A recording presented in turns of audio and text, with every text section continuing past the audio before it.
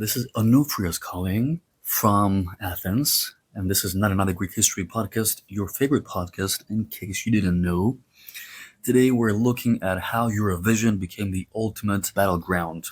In Eurovision, by the way, when they announce the voting, they always say, "This is Malta calling, this is Valletta calling."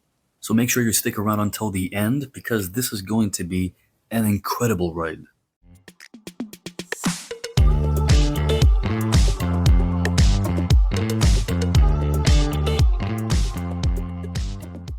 Let's travel back to the early 2000s.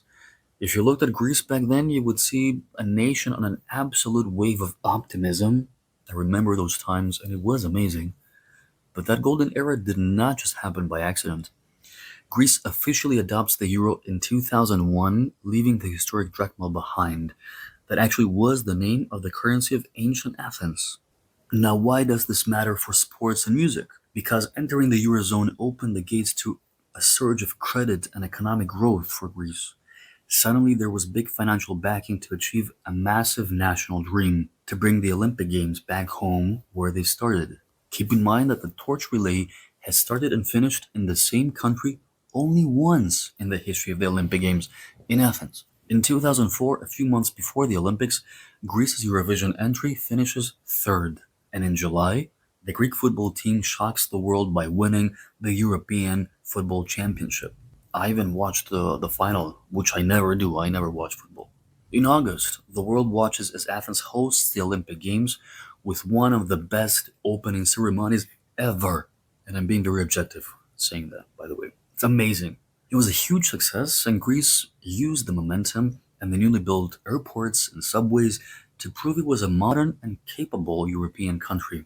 Then, less than a year later, in May 2005, Elena Paparizou wins the contest in Ukraine with the song My Number One. It was the ultimate cultural victory. And of course, then, in 2006, Greece hosted the contest, welcoming thousands of visitors. Practically, for 2 years, all you heard about was Greece doing great in something. But the incredible highs of that period make what happened next even darker. As the years passed, the massive debts, also from the Olympics themselves, collided with the global financial crisis.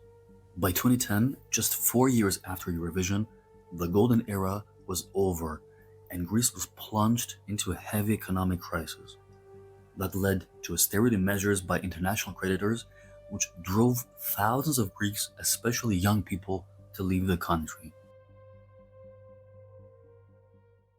It was the time when especially Germany lent money to Greece.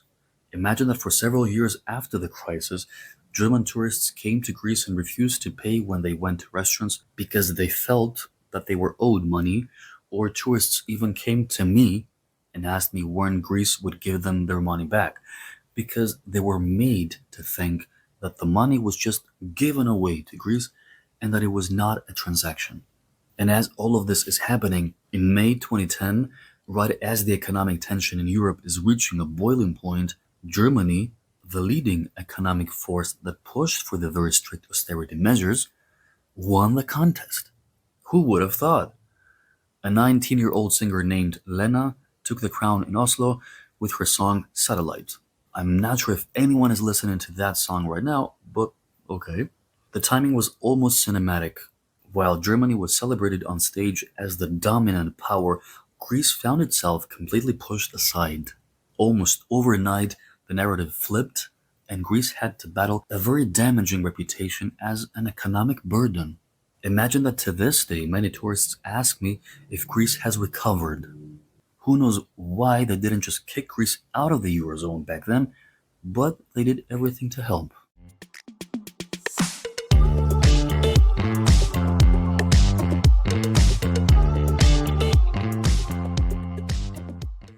But how did this musical stage become such a barometer for international relations in the first place? We have to look at why countries completely outside of continental Europe were admitted into the contest back in the 1970s. That is, specifically Israel and Turkey. Technically, to compete, a nation's public broadcaster just has to be an active member of the European Broadcasting Union, the EBU. The EBU's geographic boundaries were drawn way back when to match broadcasting signals sweeping in parts of the Middle East and North Africa. That's why even Morocco participated in the contest in 1980 for one and only time, and it finished 18th, second to last. Was it that bad? I don't think so. Morocco received only 7 points, all awarded by Italy. The king declared the result a national shame and forbade the broadcaster to ever enter the contest again. But the decision to actually let Israel participate in 1973 and Turkey in 1975 is viewed as geopolitical. By the way, Israel started in 1973, while Greece, which is part of Europe, debuted in 1974, a year later. Who knows what? Think about what's happening in the early 1970s globally. We are at the height of the Cold War. Western Europe is scared of Soviet expansion, so they also want some key strategic allies on their side. Keep in mind that Turkey was already in NATO since 1952. By bringing them into Europe's ultimate cultural showcase, Europe was sending a clear message. You're one of us. For Turkey, it was an opportunity to show its secular, Western-facing identity. As we've said, there have been, and maybe still are, talks about Turkey entering the European Union. What about Israel's admission in 1973? Geopolitically, Israel was generally isolated by its neighbors in the Middle East. That triggered Arab boycotts of the contest by North African broadcasters like Tunisia, Lebanon, and Morocco. But for Western Europe, admitting Israel just decades after the Holocaust was an act of cultural diplomacy. Israel won shortly after its admission in 1978, and even the next year in 1979, and then again in 1998, and then again in 2018. Back then, in the 70s, having just funded the production of the 1979 contest in Jerusalem, Israel could not afford to host the event for a second consecutive year. They turned down the hosting duties, and the Netherlands hosted the 1980 show in The Hague. The organizers scheduled the final for April 19th. This date conflicted with Yom HaZikaron, a day of national mourning for Israel. So Israeli law prohibited the broadcaster from participating or even transmitting entertainment programs. That's why Israel was forced to withdraw entirely that year.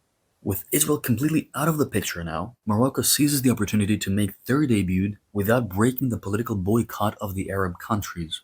When Israel returns, and with King Hassan's decree, Morocco leaves Eurovision forever, and their song remains to this day a fascinating one-time anomaly in the contest's history. So obviously Europe back then uses the contest as a soft power tool to secure its borders and to expand its cultural influence during a very unstable time.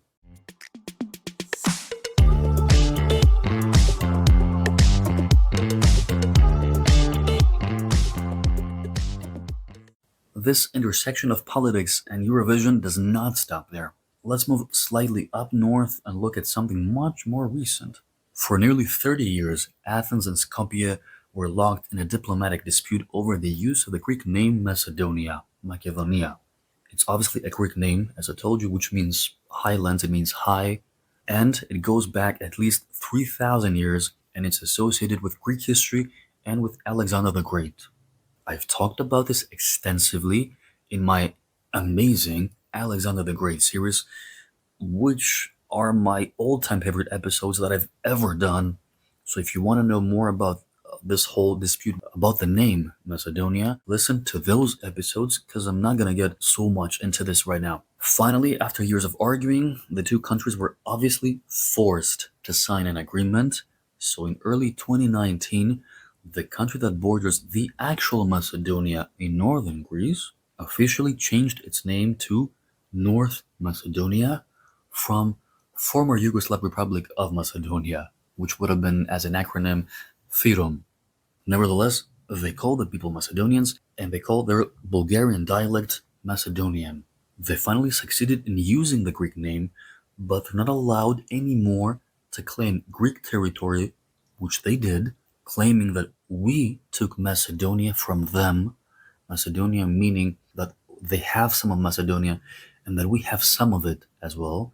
But historically, the region of Macedonia is in Greece, and they cannot use Greek images in history anymore, which they had been doing In the early 90s, they had even made a national flag resembling an ancient Greek symbol, and in the end, they had to give it up. But they managed to get the name, and they managed to confuse the entire planet. I cannot think of many cases, many similar examples in history where someone decided to use someone else's name and cause so much confusion. Now, here's where the story gets really interesting. For decades, the so-called North Macedonia has struggled at the contest and rarely even made the finals. But in 2019, exactly when the name dispute was at least diplomatically resolved and the country was trying to show its European face, something incredible happened.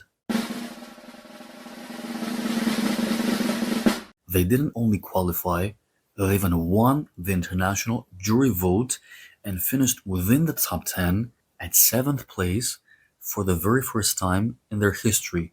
Their song was awarded 12 points, which is the maximum, by 6 countries, including Switzerland and the United Kingdom. So the name North Macedonia was actually said because the 12 points are announced. So it was actually said at least 6 times, and of course it was visible on the scoreboard the whole time. Oh, and that country also officially became a NATO member the following year in 2020. But all these are obviously coincidences.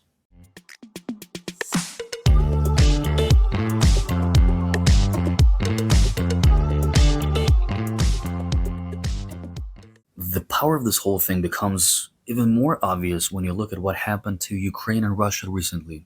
In 2016, Ukraine wins with the song 1944 by Jamala. 1944, that's the title. While the song is about World War II, its victory in 2016 was directly connected to Russia's illegal annexation of the Crimea area of Ukraine in 2014. Russia's entry that year was You Are the Only One, performed by Sergei Lazarev. For me, that's one of the best songs in the contest ever, but that doesn't matter. Russia actually won the public televote. However, the juries heavily favored Ukraine and Australia, which ultimately pushed Jamala from Ukraine to win, leaving Russia to finish in 3rd place, and Australia came 2nd.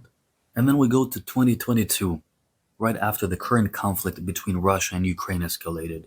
The EBU expelled Russia from Eurovision. That same year, Ukraine's Kalush Orchestra, their performer, won the contest with a staggering 631 points. The juries put them in 4th place with 192 points, but the global public went wild and gave Ukraine a record-breaking 439 points in the televote. That means that out of all the possible public points, Ukraine missed a perfect score by just 29 points. Incredible, unprecedented, and I think it will never happen again.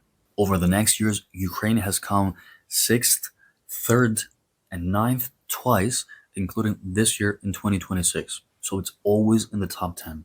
Russia, meanwhile, remains entirely cut off from the contest. Russia, by the way, had entered Eurovision for the first time in 1994 in Dublin. And that, of course, means one thing. Following the dissolution of the Soviet Union in 1991, Russia and many other newly independent Eastern European countries were eager to be part of the Western cultural and economic institutions. Ukraine entered the contest first in 2003 and won already in 2004. But there is a big contrast to this story of European solidarity, and that involves Israel, which is obviously not part of Europe to begin with, but participates in the contest anyway, along with Azerbaijan and even Australia.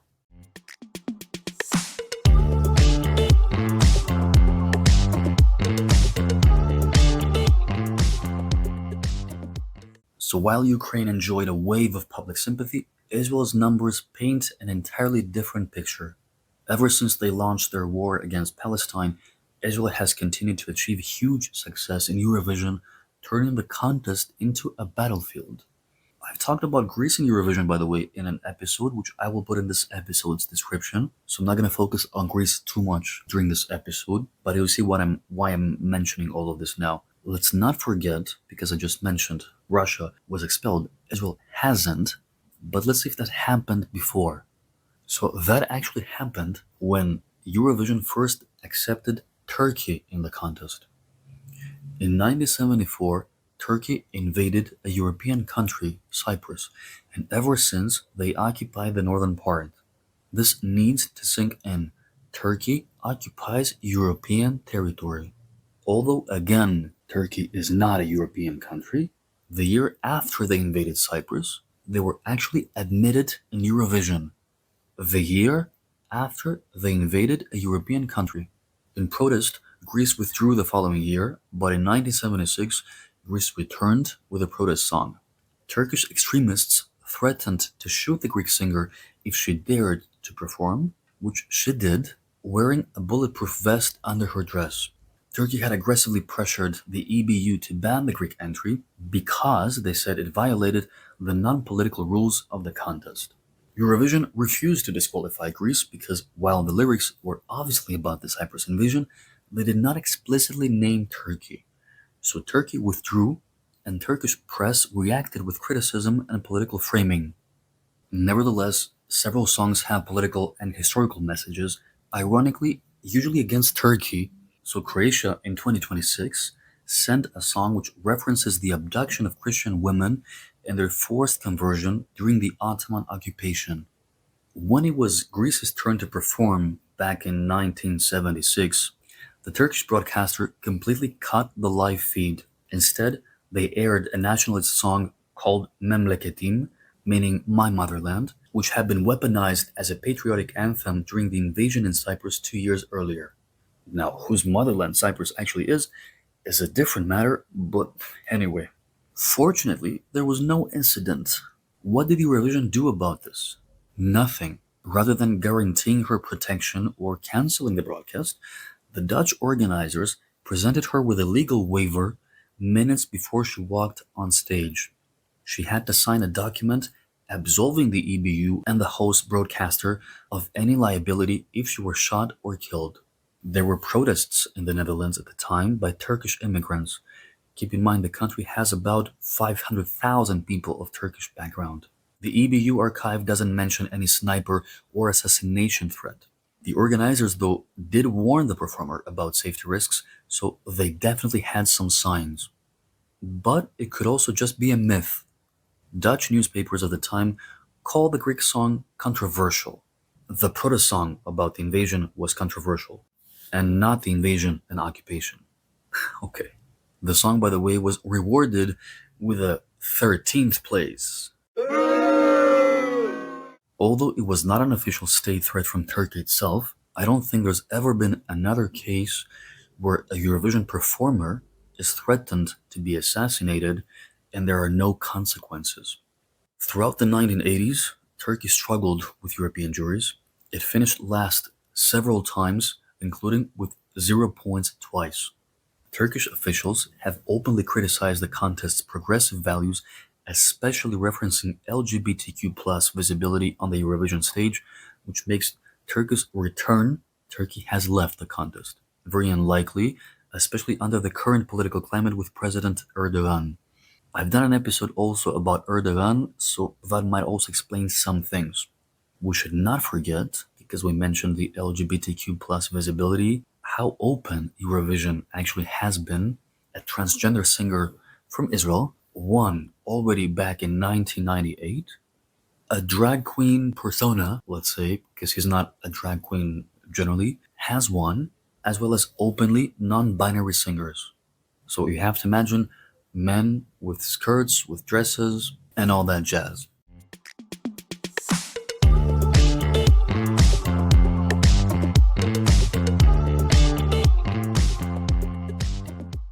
So let's see what happened at the 2024 final in Sweden.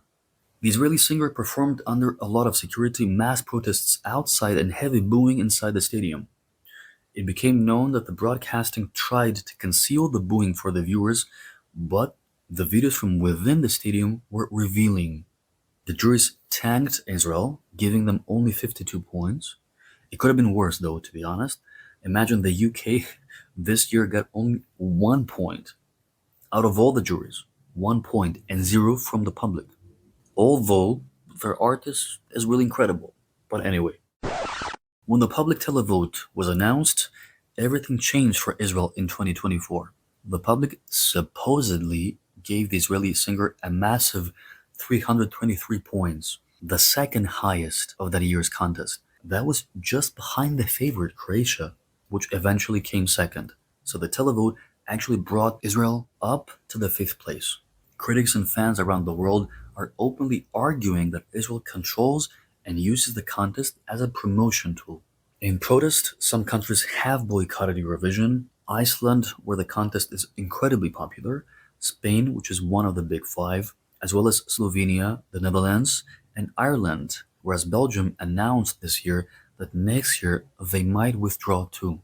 There are accusations that targeted ad campaigns, highly organized voting syndicates, and political pushback allowed Israel to dominate the phone lines. It wouldn't be the first time though. Azerbaijan has done it too. Since 2020, the cosmetics company Moroccan Oil is the sponsor of the Eurovision Song Contest. Moroccan Oil is Israeli.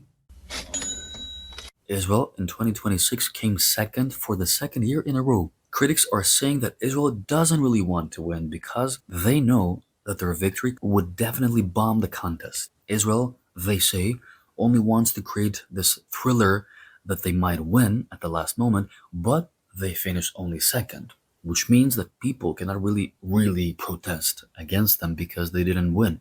They obviously want to show Europe that if they actually decide to win, they will. And that brings us to the latest victory. Just recently, Bulgaria won Eurovision for the first time with Dara's song Bangaranga.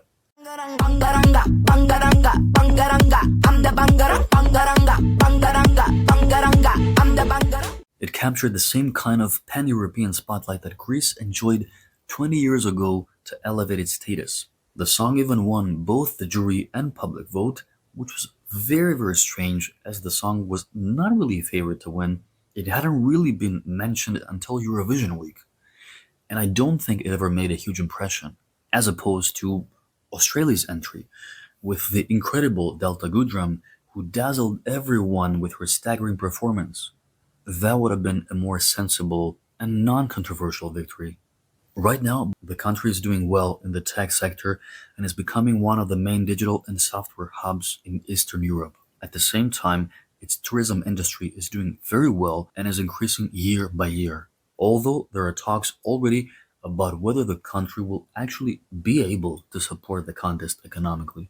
In 2025, Bulgaria became part of the Schengen area, which means you can travel freely if you're from one of the countries of the Schengen list, which includes almost 30 countries like Greece, Spain, the Netherlands, Sweden, Germany, Austria, etc.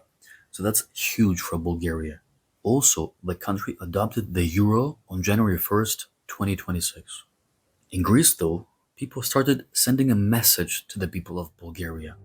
Schengen comes first, then comes the euro, then Eurovision, and then come the austerity measures. That obviously was the order for Greece.